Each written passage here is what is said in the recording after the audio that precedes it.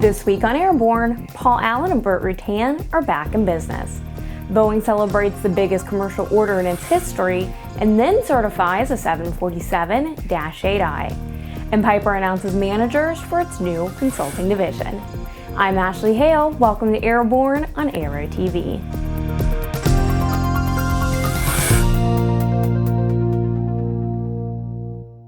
The commercial space race just got a lot more exciting this week with news that Skill Composites founder Burt and Microsoft co-founder Paul Allen are back together. And that new project is nothing short of amazing. ANN's editor-in-chief Jim Campbell is here with details. Hello, Ashley. For those of us involved in the X-Prize revolution for nearly a decade, we can't possibly tell you how pleased we are to see the revolution continue to gain momentum and push everybody to even greater heights. And this time, it kind of looks like the band's getting back together.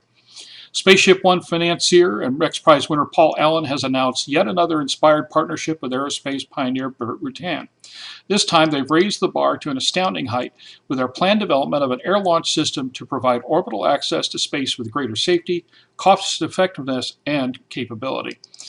The new company, Strata Launch Systems, will build a mobile launch system with three primary components. A carrier aircraft developed by Scaled Composites, the aircraft manufacturer and assembler founded by Rutan, will build the biggest aircraft ever flown. A multi-stage booster manufactured by Elon Musk's space exploration technologies, SpaceX, will do the heavy lifting, and a state-of-the-art mating and integration system allowing the carrier aircraft to safely carry a booster weighing up to 490,000 pounds will be built by Dynetics. Plans call for a first flight within 5 years with unmanned operations at first, followed by manned capabilities once the system proves out. The air launch to orbit system will mean lower costs, greater safety, and more flexibility and responsiveness than is otherwise possible today with ground-based systems. Look, Ma, no launch pad. Strata Launch's quick turnaround between launches will enable new orbital missions as well as break the logjam of missions queued up for launch facilities and a chance at space. Veteran NASA official Gary Wentz becomes Strata Launch's CEO and president, while former NASA Administrator Mike Griffin is also a board member along with Burt. The carrier aircraft will operate from a large airport, spaceport such as Kennedy Space Center, and will be able to fly up to 1,300 nautical miles to the payload's launch point. It'll use 6 747 engines, have a gross weight of more than 1.2 million pounds, and a wingspan of more than 380 feet. Talk about your composite overcast. For landing and takeoff, it will require a runway length of 12,000 feet, while systems on board the launch aircraft will conduct the countdown and firing of the booster and monitor the health of the orbital payload. The monster plane will be built in a Strata Launch hangar, which will soon be under construction at the Mojave Air and Spaceport. The multi-stage booster, of course, will be manufactured by SpaceX and based on Falcon booster technology that was recently approved for its first run at the ISS. While Strata Launch Systems itself, corporate headquarters will be located in Huntsville, Alabama. The next 5 years will be interesting, and we can't wait to see what's next. But with Burt, Paul Allen, and the rest of the band back together, this thing has got no place to go but up. For the Aero-News Network, Aero-TV, and of course, Airborne, I'm Jim Campbell. There were two nice surprises from Boeing this week. The company got an amended type certificate for the new 747-8 Intercontinental from the FAA late Wednesday, which clears the way for delivery of the new airplane early next year. European approval is expected shortly. The 747-8 Intercontinental reportedly provides double-digit improvements in fuel economy and carbon emissions per passenger and generates a 30% smaller noise footprint than the 747-400. The new 747-8 Intercontinental features a new wing design and an upgraded flight deck and applies 787 Dreamliner-inspired interior features to the cabin. This week, Boeing also announced the largest order for commercial planes in its history, both in terms of the number of planes and the total monetary value. Southwest Airlines has signed for 150 of Boeing's new 737 MAX single-aisle airliners and 58 of the current 737-700 next-generation version, for a total value of $19 billion at list prices. Southwest, which has never bought a new plane that wasn't a 737, has also been a launch partner with Boeing for previous versions of the aircraft. What will no doubt become one of the biggest stories of 2012 is already on the calendar. NASA has announced that the launch target for the next demo flight of SpaceX's Dragon spacecraft will be February 7, 2012. Pending completion of final reviews, Dragon will be allowed to rendezvous with the International Space Station during the mission. The Dragon spacecraft is part of the plan to reach the station with cargo and eventually crew in the post-shuttle era. Like each of the previous launches of the Falcon 9, you can count on Aero-News and Aero-TV to be there. You're watching Airborne, more in a moment. Aviation is the brand of choice for pilots who want innovative, easy-to-use avionics. And the new IFD 540 GPS Navcom sets a new standard for simplicity in communication and LPV navigation. As a slide-in replacement for existing 530 series navigators, and with a highly intuitive touchscreen control, the IFD 540 makes it much easier to access the information you want when you want it, reducing head-down time and making flying more enjoyable. Finally, you have a choice, and the choice is easy. Aviation. Welcome back. If you'd like to suggest a story for Airborne, Aero-TV, our website, or our podcast, drop us an email to news-spy@aero-news.net.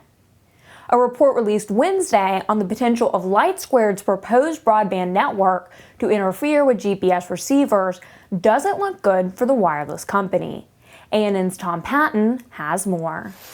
Word leaked out Monday that a report from the National Space-Based Positioning, Navigation, and Timing Systems Engineering Forum, slated for release on Wednesday, shows that Lightsquared's proposed terrestrial service would interfere with 75% of the GPS devices tested. The report states that, quote, no additional testing is required to confirm that harmful interference exists. The report is the latest development in a year-long fight between the internet startup and literally millions of GPS users. When originally proposed, Lightsquared was intended to be a satellite-only service, but later added ground-based transmitters to its business plan, broadcasting at power levels which filters in even high-end GPS receivers are not designed to block. Lightsquared said in a news release Wednesday they've come up with a solution involving a new antenna that eliminates the interference from its terrestrial transmitters, making its service completely compatible with GPS. It does not address how that solution would be adapted to the millions of GPS units already deployed in the field, and they've made such claims before. Company officials say they're outraged by the leaked report, which they say distorts the facts and contains incomplete data, and they've called for an investigation into the source of the leak. Ashley, we've been following this story all year, and we'll continue to do so as it develops. For Airborne, I'm Tom Patton. Lightsquared claims it's the responsibility of GPS equipment manufacturers to make sure their receivers don't pick up signals outside the actual GPS frequencies. ANN's Paul Plack explains why this issue is not that simple. If Lightsquared's new 4G network uses frequencies which are only adjacent to, not actually in, the GPS band, then why does this new study find that 3 out of 4 GPS receivers would still be compromised? Lightsquared blames cheap GPS receivers, but they're supposed to be able to be cheap. Let me use an example of 2 radios designed to listen to police communication. The first one is this old Radio Shack scanner. It's got a plastic case, no real filtering, works okay at home, but get it near a powerful transmitter, it shuts down from overload. It cost about $100 when it was new. At the other end of the scale, this actual Motorola mobile police radio. Metal case, powerful filters, and it works even in downtown areas where you might be surrounded by a lot of other powerful transmitters. But it cost $1,000 or more when it was new. So what's the point? Well, if all GPS receivers were required to be engineered to the standards of that Motorola radio, nobody'd be able to afford them. Years ago, the nations of the world decided together that cheap GPS receivers would be a benefit to society. Acknowledging the potential for interference, they also created a treaty which said that only other low-power satellite downlink signals could be used in that band of frequencies now controlled by Lightsquared. Lightsquared's predecessor company bid to get that piece of spectrum, knowing full well at the time what the limitations on it were. Now, the company wants to get an exception and run transmitters with 1,500 watts of power on those frequencies. That's a signal 1 billion times as strong as the engineers who designed your GPS were told to filter against. So why did the FCC fast-track this thing without public comments or even a full vote of the Commission? Funny, Congress wants to know the same thing. For Airborne, I'm Paul Plack. Piper Aircraft's new CEO, Simon Caldecott, told us recently that some engineers and other employees who were displaced by the discontinuation of the Altair jet program would be retained to staff a new division providing services to other companies. This week, managers were named. Michael Dow has been appointed as Director and General Manager of Manufacturing Services. Albert Jack Mill is the new Director and General Manager of Engineering Services. Both will report directly to Caldecott. GE Aviation says its new turboprop engine, the H-80, has become the first GE Aviation engine to receive its initial type certification from EASA. The engine has been selected to power 3 new aircraft designs. The Thrush 510G Ag plane has been flight testing since last year and is expected to be the first plane to enter service with an H-80 power plant early in 2012. We reported last week that the complaint against Boeing by the International Association of Machinists and Aerospace Workers, which was protesting the opening of a non-union 787 Dreamliner plant in South Carolina, had been dropped when the two sides agreed to a 4-year contract extension. This week, the National Labor Relations Board, which had taken the union side in the dispute, has agreed to close the case at the request of the union. It puts an end to an ugly fight, but without a court decision, which could have set legal precedent to limit union activism by the federal government in the future. A coalition of 15 aviation groups has sent a joint letter urging the U.S. Senate to pass a bill under consideration which would prohibit U.S. airliners from participating in the European Union's emissions trading scheme, set to start January 1st. The coalition predicts that the program will cost U.S. operators billions of dollars, which will likely do nothing more than subsidize European governments. The groups also point out that the ICAO already adopted a worldwide carbon strategy in September, recognizing that unilateral approaches won't work. In just a moment, AEA's Paula Dirks looks ahead to 2012.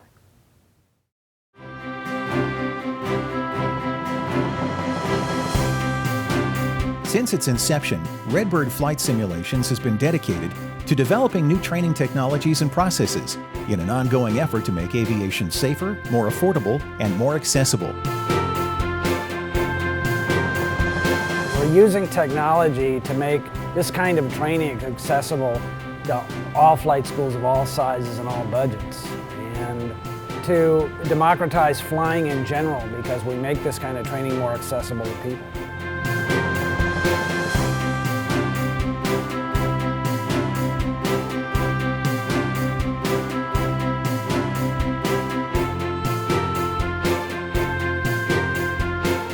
For more information about Redbird Flight Simulations, as well as Redbird's new skyport, visit www.redbirdflightsimulations.com or www.redbirdskyport.com.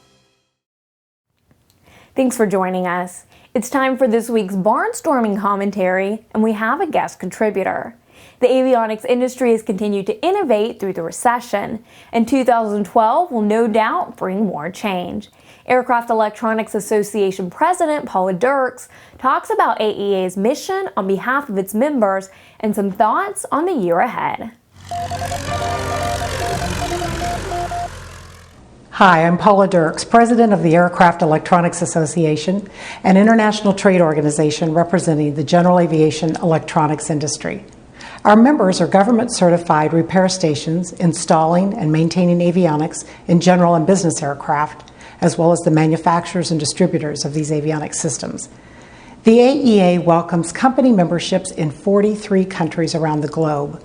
And while our members may be spread around the world, their issues are pretty much the same. As everyone knows, the last 3 years has been pretty tough on this industry, and forecasters say that 2012 will remain relatively flat. In 2012, in addition to the monumental task of working our way out of this recession, the AEA will be working with our members on a number of issues. As new avionics systems continue to be developed It is important for avionics technicians to stay up to date and educated on the installation and integration of these systems. This is just as important for the regulators who are charged with certifying and approving the installations of these state-of-the-art avionics technologies. AEA plans to work side by side with FAA rulemakers as well as international regulators to ensure that the certification and installation of these new safety-enhancing systems will flow smoothly, something that will be vitally important in meeting the mandate of ADS-B out in 2020. The AEA also sees 2012 as a year of continuing to work towards greater harmonization between international regulatory authorities, and we plan to help our members implement a safety management system in their respective companies.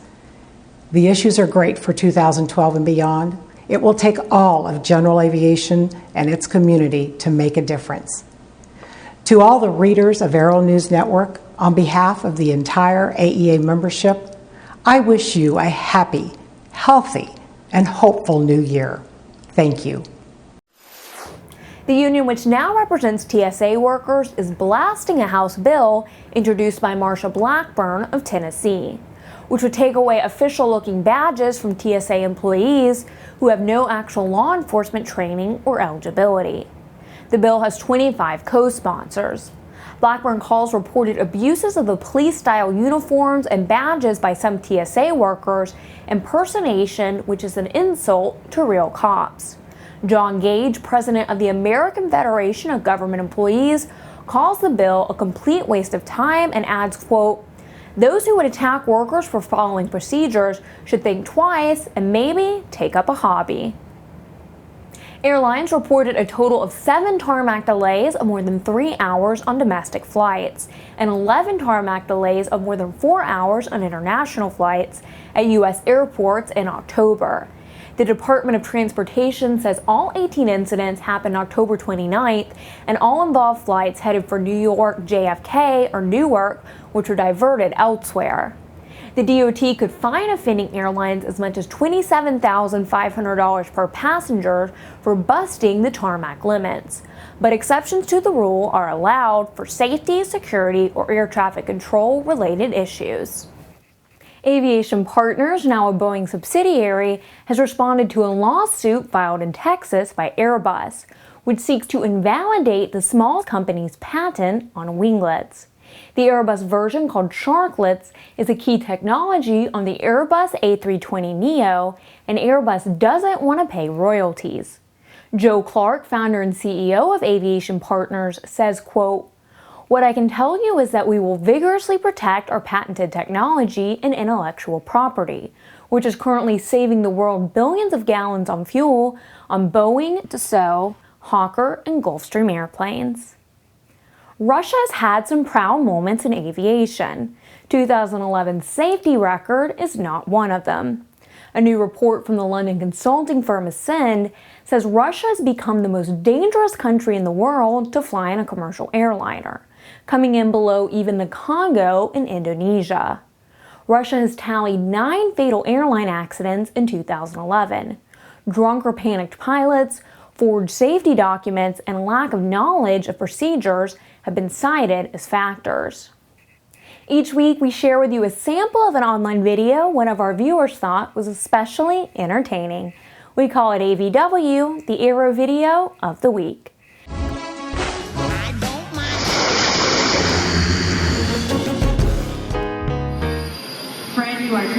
This week, some impressive RC helicopter flying from the Academy of Model Aeronautics Expo in 2009. Among his other feats, Jason Krause flies backwards at a wall, then lands on the wall in a nose-down attitude during his exhibition.